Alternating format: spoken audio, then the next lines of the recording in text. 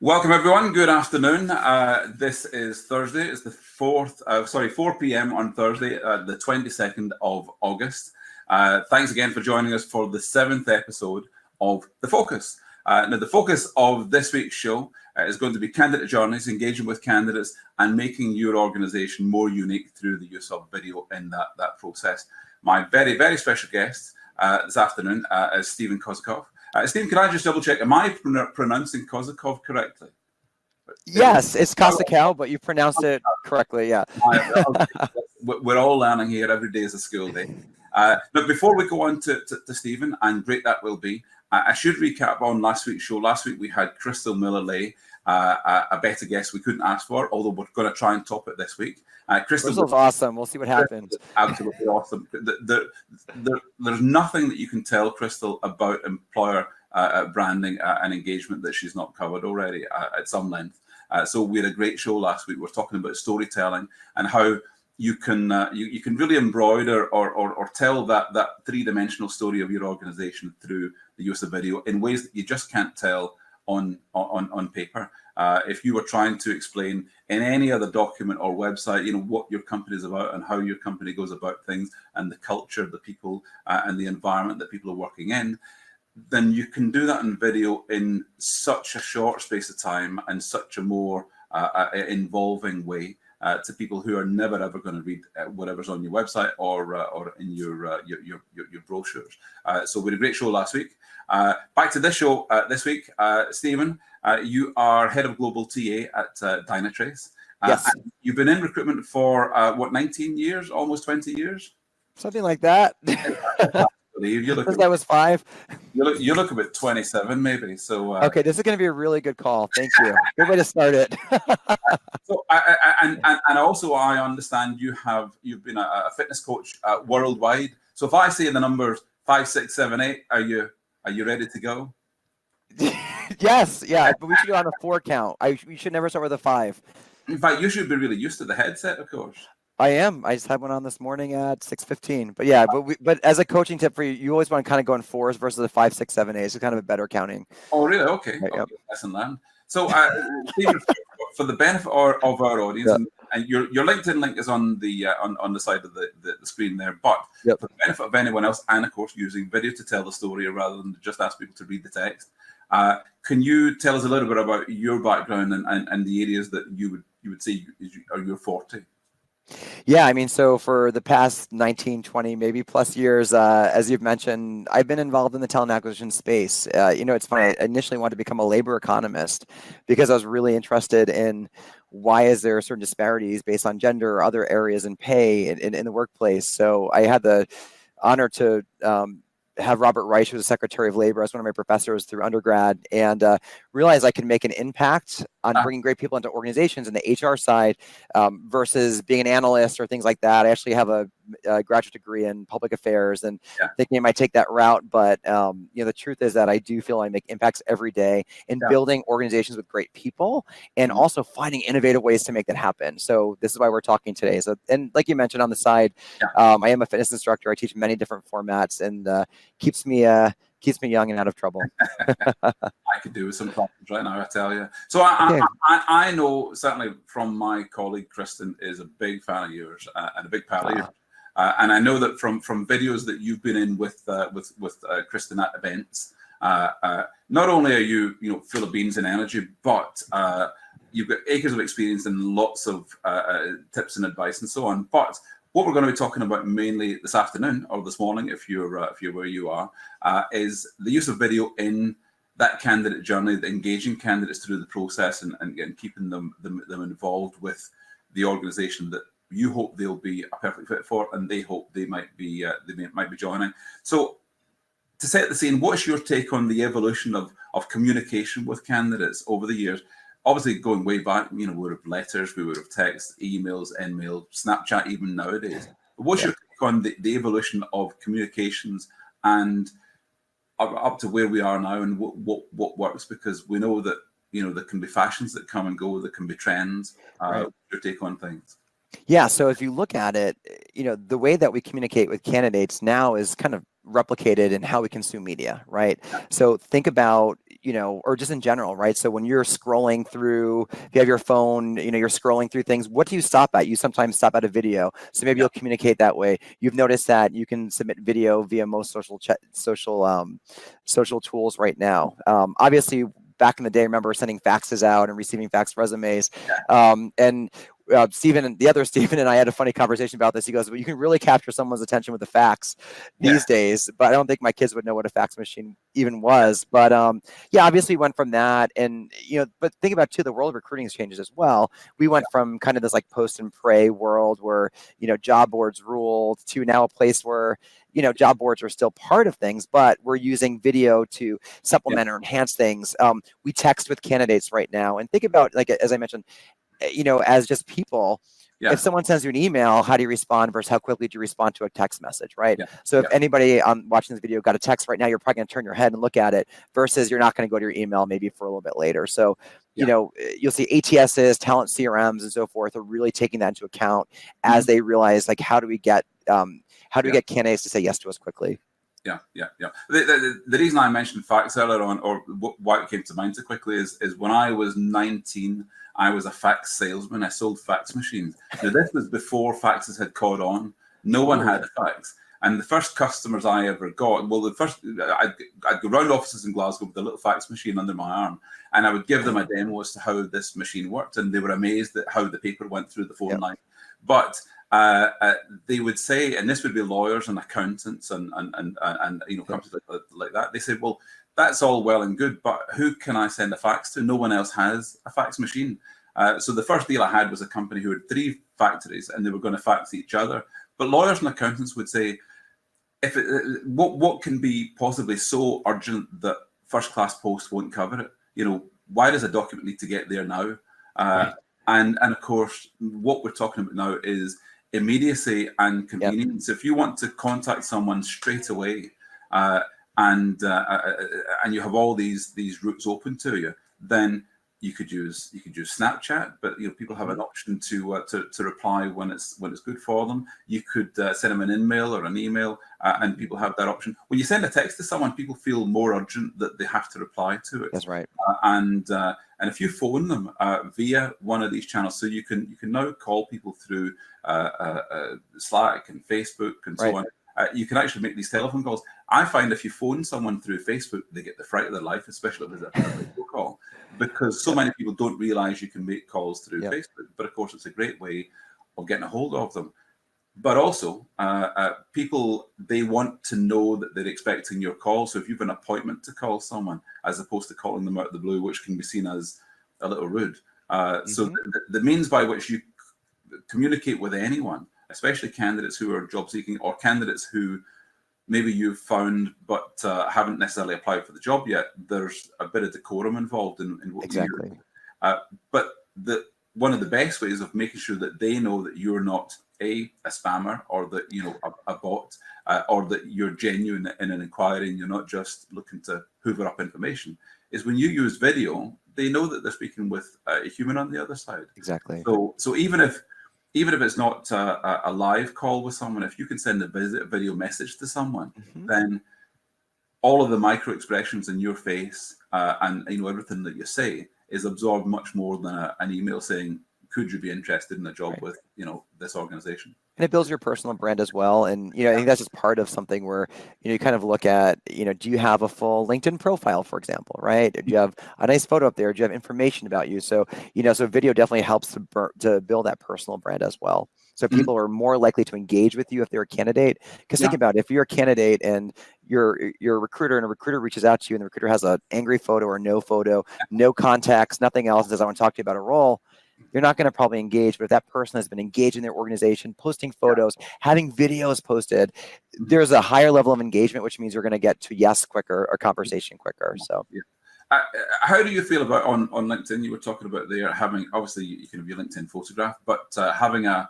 profile video where you're talking to whoever comes to your profile, and you talk a little bit about what you do and what, so people know who they're dealing Yeah, with. I mean, to me, it's all in the comfort level of the person who's doing it, right? It's, at the end of the day, it's different. I think people will click on it. You can also incorporate just taking that to the next level as an email signature. You can have an email signature with your video in it. It says, learn a little bit about me. And it could be a quick 15 to 30 seconds even, just saying, hey, I'm Steven with a PH, I love video, or, I'm a dad, a hiker, and, I love hiring great people, whatever it is. But those types of things, if you did like a little thumbnail image, you can use any type of video app, of course, to do that. People will probably click on it, right? Learn a little bit more about me.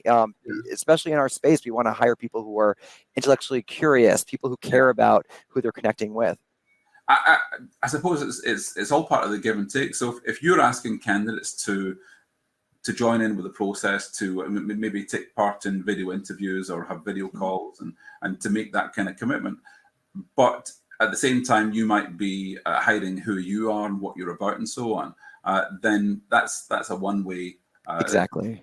But if you're sharing a bit about yourself, then you're giving something before you're getting something, and it feels more fair, and you're making yourself more approachable.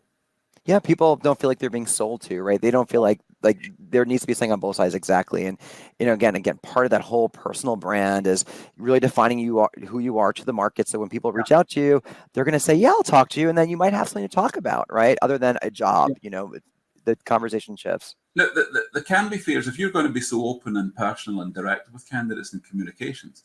There can be the fears that when you, as inevitably maybe a higher percentage of candidates you speak with, you're going to reject at some point. Only some people are hired. But you are, I suppose, taking the risk that those unsuccessful candidates might then pester you. They might come back again and again, and things would be difficult. How would you feel about that on that side of the equation? I mean, if a candidate just keeps coming back because they don't want to take no for an answer. Why didn't you hire me? Well, I mean, you can get a restraining order now, but I mean, there's certain things that you can do. I mean, I would say that it's honesty up front, of course, and kind of the why behind it. And there comes a certain point where, you have to just cut it off, and it's just a matter of just being really upfront and honest, about things. They might keep checking out jobs and whatnot, but you just have to make that promise that you will reach out if something comes up that's a fit. But it is challenging. We all have those situations where we have candidates that never let go. I suppose, well, yes, there are sometimes candidates like that, but I find the more open you are, the more honest you are, the more straight speaking you are, and you're not giving candidates the wrong information. You're being honest and plain spoken with them. Then they're far less likely to become that pest candidate. Agreed. Far less likely to go over the line, Right. and even still, recruiters are professional communicators. If you can't manage the situation, then maybe you're in the wrong career.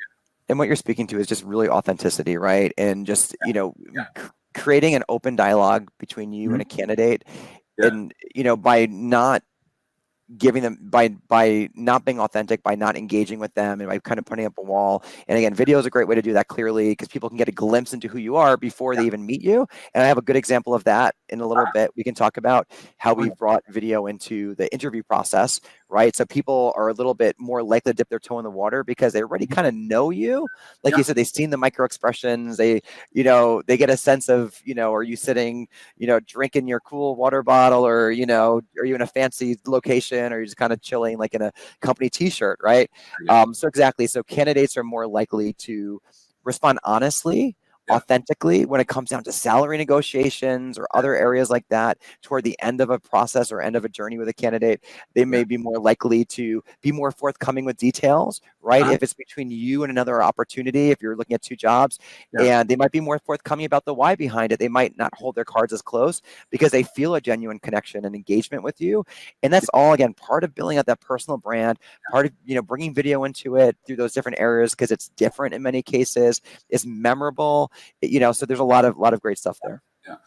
For decades, I've been going to events and talking about the theatre of recruitment, and the theatre of recruitment, as I describe it, is that scenario where a candidate presents one side of themselves for a job. They come along and they hope it's the best side. They hope it's the most impressive side of themselves, but they're playing a part to an extent.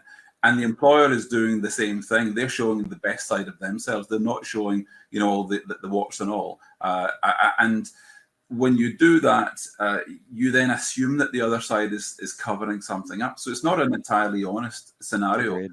But if you start the process from a point of being very honest and open and transparent, then the reasons for having to do that kind of thing fall away, and you can be much more to the point. So when you get to that point at the end of the hiring process where you're talking about salary and such, then you don't need to, let's amp up what I want by another 50 grand because I know it's going to have to be negotiated down again. You can be more plain spoken, and an employer can be more brutally honest and say, look, this is what we pay everyone else, and we can't go beyond that. We really want to have you on board. So it's not just about that hard number. There's a bigger picture, and the bigger picture starts at the beginning of the process.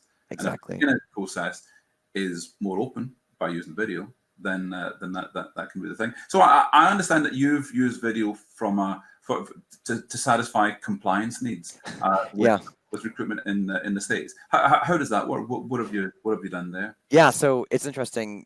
The word compliance doesn't really is not one of my favorite words. As somebody who's pretty much right branded in ENFP, but it's something that's necessary in my role as a talent leader. And we were running into in one organization a challenge with people not bringing their submitting their I-9 forms on time, right? And it happens, right? In the law is I think it's 3 business days. They must get their I-9 done or else they can't work for the organization. And for some reason, we ran into a situation where people didn't want to fill out their forms. So we said, let's make a video for it.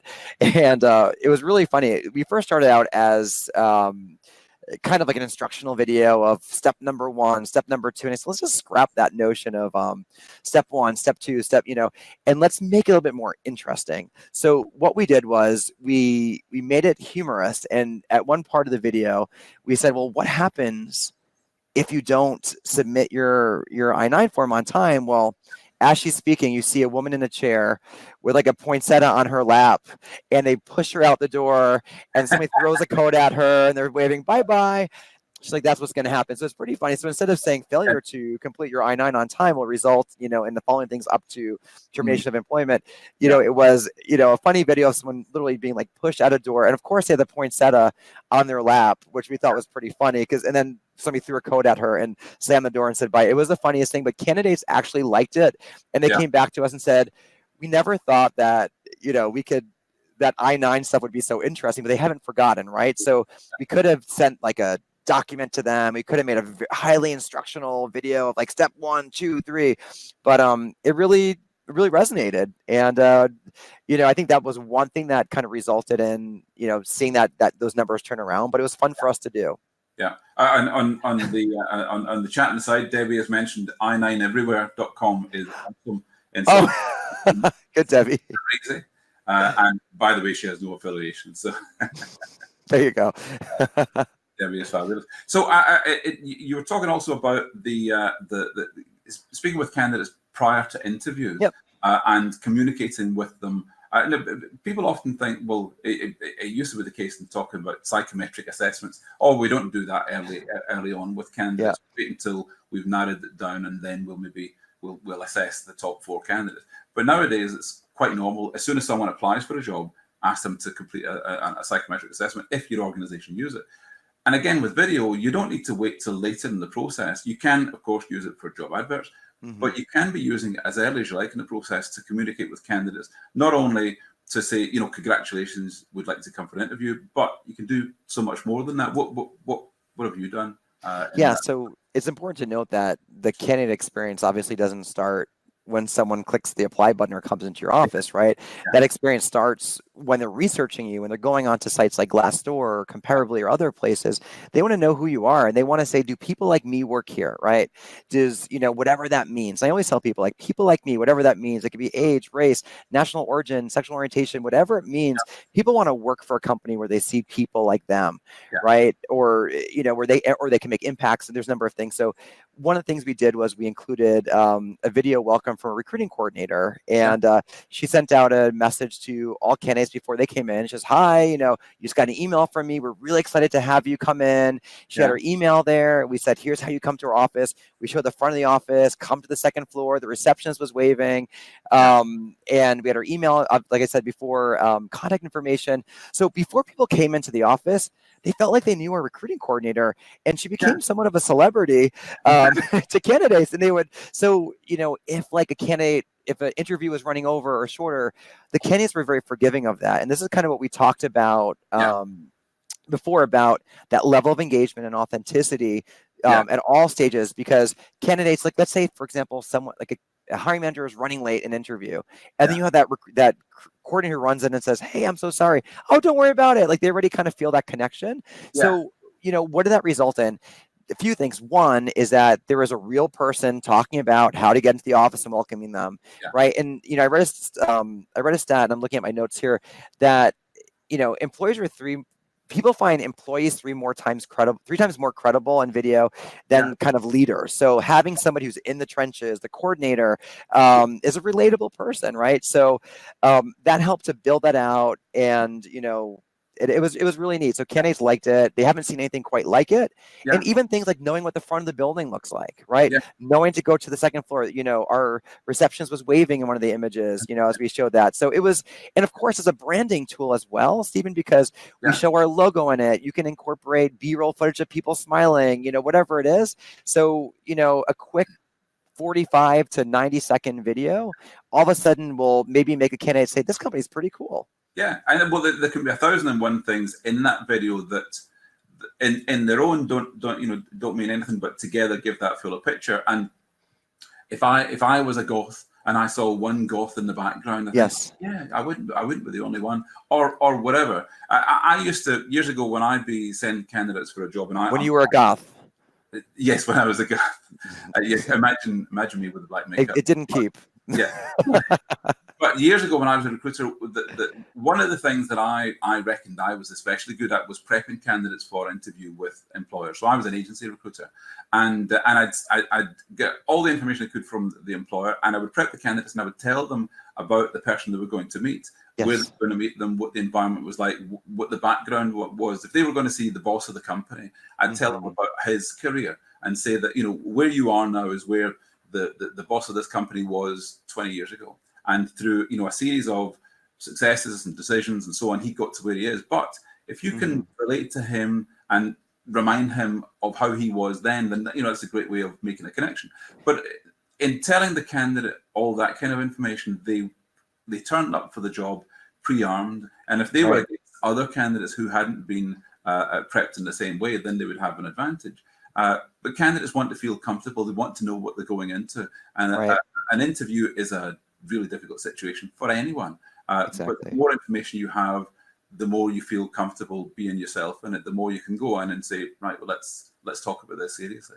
And one of the most difficult days of your year can be a joy, because you've prepared for it well, and you're going to get a better result from it. And of course, employers, they want the candidates to be that. They don't want the candidates to come in scared to to say a word. So if it works for both sides, then it's got to be a good thing. Exactly. And we'll show, we're going to be showing a video shortly, but kind of candidate prep videos, something I'll show you, which really is something that we're ready to kick off here at Dynatrace. So I'll show that to you once we go over kind of the video of the week, I think it's called. So you were talking about authenticity, and again, we'll get to that in just a second. So in capturing authenticity, isn't it the case that, so you see so many organizations, big and small, and they have the really polished video with maybe actors in it, and they've had a film crew come in, they've got all the good sides of everyone on staff, they've maybe got an actor pretending to be the CEO, and it looks like it's an offcut from the Top Gun movie, but and some companies think, well, whatever we put out should be that kind of gloss and shine and sheen, and make us look like that. But you reckon that authenticity and a little bit of the shaky cam can go much further than that in terms of making an impact? Yeah, no, absolutely. I think that there's an importance to having having the kind of like the corporate piece to it. So, there's a certain value to having highly polished video among other areas. But, at the end of the day, think about how we consume, right? When everything we consume, like as as human beings, we're able to, our iPhones now can take photos that are so incredible, right? We can post videos anywhere. So as like, we're now kind of natives to this level. And so we consume user-made content all day long, right? So you can see how much time you're spending on different apps, but chances are if you're on Facebook, you're on Instagram, all you're doing is you're looking at people's feeds, and what you stop at. You stop at the things that are authentic and real.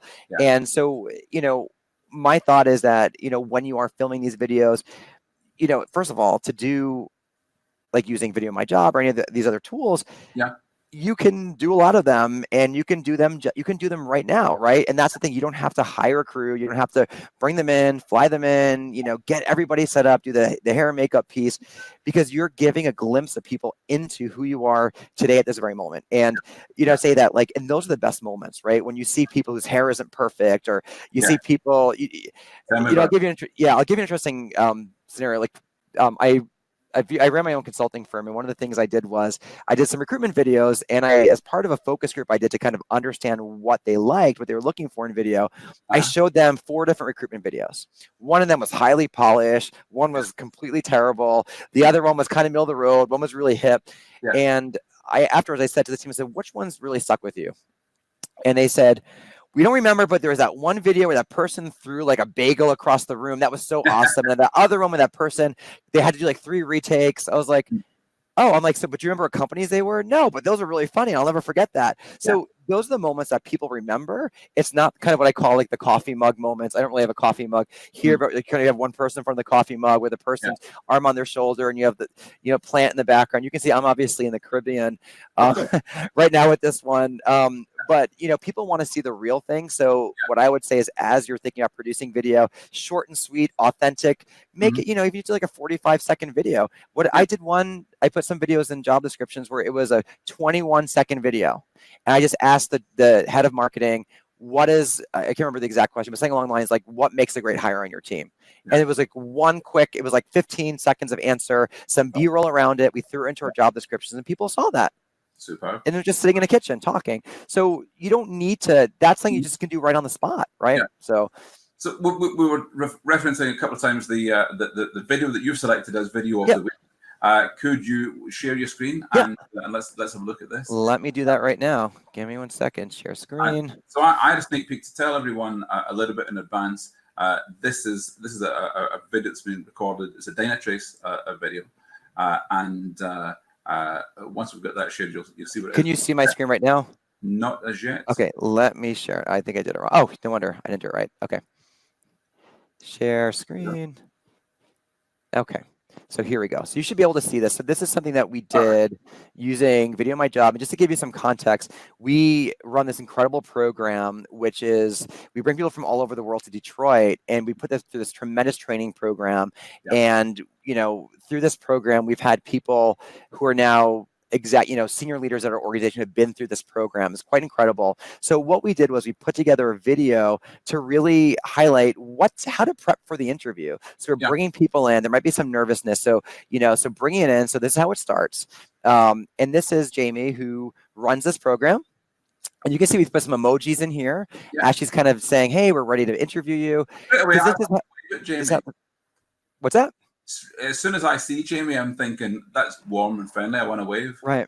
And now I'm just pressing pause for a second. The other thing too is that they've communicated with Jamie over the phone, right? So they know who Jamie is over the phone or maybe via email. So this gives us a glimpse into who she is. And by the way, our office in Detroit is located in Ford Field, which is really cool. So what she's saying right now is, hey, our office is in Ford Field. Park in this lot, grab a ticket. So we're giving them like a firsthand approach into what to do, right? Go up the escalator. She says, text me when you arrive, right? Which is great. So, this is great. Personal touch. And then she starts to talk about the interview process here. First one, interview with the leadership team. She kind of goes through who's on the team. That's really good. Kyle, let's go. So I'm going to press the pause right here. So what you're saying is, we mentioned this before, right? Is you want people to start preparing for that interview, knowing who they're speaking with, right? And we just use the app to do this. We didn't hire a professional firm to do this. And so now we know what these people look like as well, right? Not only do we know what they look like, we can do some research on them, right? We kind of know who they are, what's going on over here. So this is a great way just to kind of get people even more connected. And this is what we're going to talk to you about over here. Okay.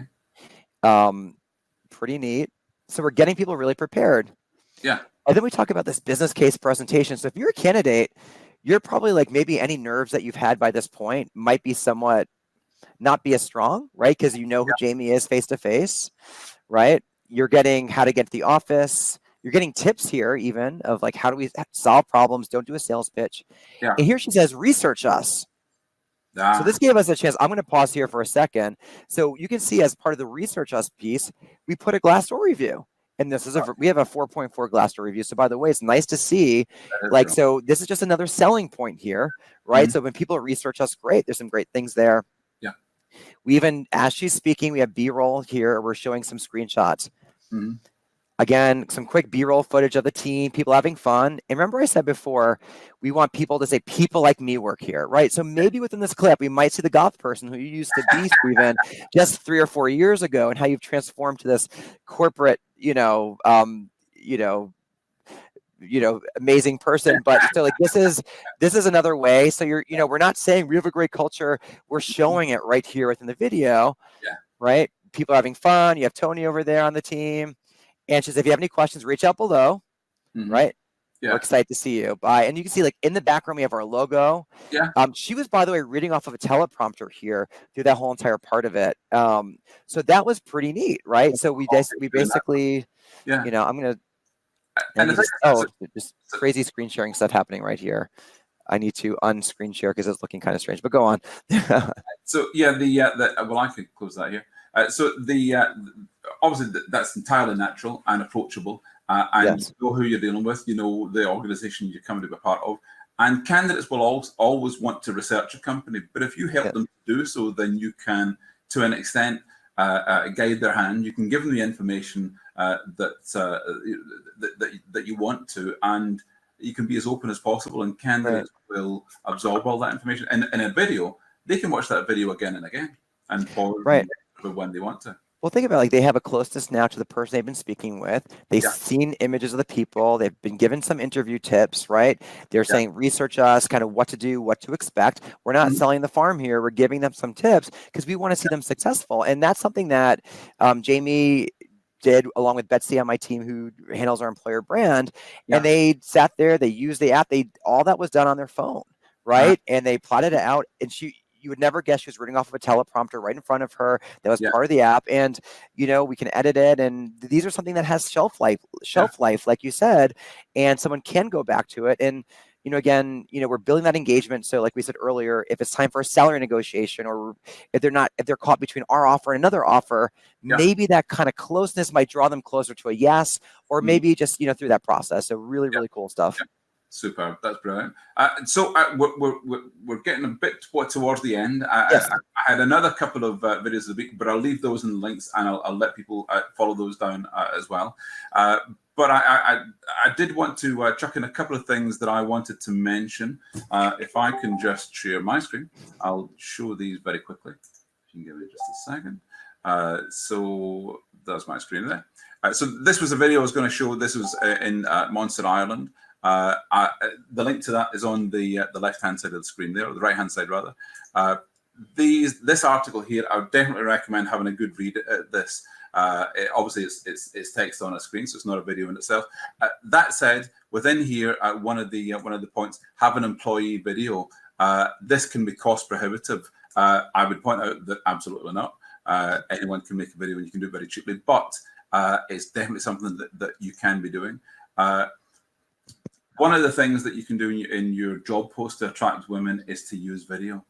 We find that with our clients, the step up in the number of women who apply to jobs with some clients is about 47% more women are applying when you're using video to share, because again, you're sharing your environment. It's not black text on a white screen. And if people have preconceptions about your organization, you're not going to get over those preconceptions with a regular advert. If you use video, then you're absolutely going to do that. Absolutely going to do that. And if it's important to be hiring more women, especially in tech environments, then video is totally the way to go. One last thing, and this gets on to our tips and tricks. If you're uploading native video to LinkedIn, then this is a really good article on how to make sure that LinkedIn, when they display your video, the thumbnail that's shown, i.e. the static image before you click play, is the image that you want them to be showing. We've all done it. You've uploaded a video to LinkedIn, and it shows the screenshot of you with your mouth half open and your eyes closed, and we don't want that. So this is a great article, and I put a link on the side on in fact it's on the side just there. Yeah, Steve, I just want to mention that is a really good point, because you can do a really, really cool video, but if that thumbnail is like, kind of a frozen one, people might not click on it. So really, really important, because you need to give them a reason to click. So yeah, this is something that we kind of spent a lot of time looking at the right thumbnails. Absolutely. So before we go, can you give us any top tech tips from all your experience in producing video content over the years? What would be an easy and quick tip that can really help to make people's videos? Yeah, so a few things. Just do it now, right? Like, you just don't wait, just do it. You can take your phone and, like, I mean, if you take pictures of your kids, your dogs, your whatever it is, like in videos, like you can do one for work and just start and realize it does not have to be perfect. Everyone thinks they want to keep redoing it. They want to look perfect. Think about, would you want to work for an organization where everyone is completely dressed up in their best outfits with makeup all over? You want to be your authentic you, right? Maybe if you just rolled out of bed, you might not want to do it, or maybe you do, depending on how you roll out of bed. But what I would suggest is make sure it is as authentic as possible. Think about who's going to be consuming that, and make sure that you're including, you're making it relevant to them. So again, we talked about women, right? So if you have a video and all you do is show men in your video, are women going to feel comfortable, right? I looked at one video once, and they were talking about their great work culture, and they showed their lobby of their building. There's no one in the lobby. And I'm like, oh, I wouldn't want to work there. Or, and think about like little kind of fun things you can do. So, say if you're kind of panning past your receptionist desk about your lobby, tell your receptionist to do a quick little wave like that. Because people remember those little tiny things. They remember all those little tiny pieces, believe it or not, because those are the things that they remember, right? Versus like, they're not going to remember all the words. They're going to remember a lot of the visuals. The other thing too is like, wear a company shirt when you're filming it. Try to have some props, because your marketing team's going to thank you. See, you have the video of my job. This is my my window behind me. But you want to try to come up with some ideas of maybe everyone wears a shirt when they're in a video, or you might have something nearby. Choose an interesting location is another part. Don't be in the conference room with like the white background. Maybe do it like in a cafeteria where you see people getting coffee behind you, and then maybe talk about the coffee machine, right? Try to find a place that's not like in a conference room, because remember, people are going to care about where they want to work, and you want to give them the best view into your culture. Not only that, but the place at work that people tend to dread the most is whenever they're sitting in the conference room in one of those boring meetings. So that's true. Don't remind them of the things that they like what's your happy place, right? Like, so like if you kind of like, maybe, if you like sitting by the latte machine, sit by the latte machine, but make sure you have a mug or cup maybe with your logo on it, right? That's just more branding right there. But again, the location is really important, because people generally don't like seeing one person talking for a long time. The other thing, one final tip, is that really, if you can't include B-roll footage, you're not going to want to see someone's face like just talking for like 90 seconds long. After a while, people are going to tune out. Think about how you consume video on even like LinkedIn or other places. You watch it, you might not listen to it, right? So imagine you're speaking, and we talk about a great culture. Don't say you have a great culture, show it. So show a party. And so in the background, people will be able to see it as well. So I would say be very cognizant of your B-roll footage. Don't just have it be a view. Film some panning shots, some B-roll. Yes, that can be horizontal. That's my tips. My tech tip of the week: if you can now, most people have a smartphone. It's wrong to assume that everyone does, because obviously smartphones are really expensive. But and most people have access to a smartphone. If you have access to more than one smartphone, then you can be filming. You can do all sorts of funky things, and you can film from different angles. If you film yourself at different angles. I'm just checking that wasn't a message that anyone shouldn't be reading. It's about another thing is be cognizant of what you put on the screen. Yes, absolutely. But yeah, if you can, for example, if you were looking at one camera filming and you had another camera here or phone here filming you from a different angle, Exactly. then in post, if you like, or in editing, you can drop in the content from that to what you're doing and have that, a bit like a newsreader where they turn to here and they talk to that camera and then do this. And it gives it that more three-dimensional feel. If you were doing an interview with someone, then a shot that was looking over your shoulder is a great way of filming that. And the beauty of the over-the-shoulder shot is that you don't need to sync up the audio and the lips. So you've got general head moving. So if you've got access to two cameras, then it's a great thing to do, and it makes your video so much more three-dimensional. So yeah, and always experiment with things that you can do. So I've noticed time-wise, we're supposed to be a half-hour show. We've gotten to the 40-minute mark. It's flown past, Stephen, I have to say. Yes. Thank you very much for being my guest this afternoon. Thanks everyone who's joined us.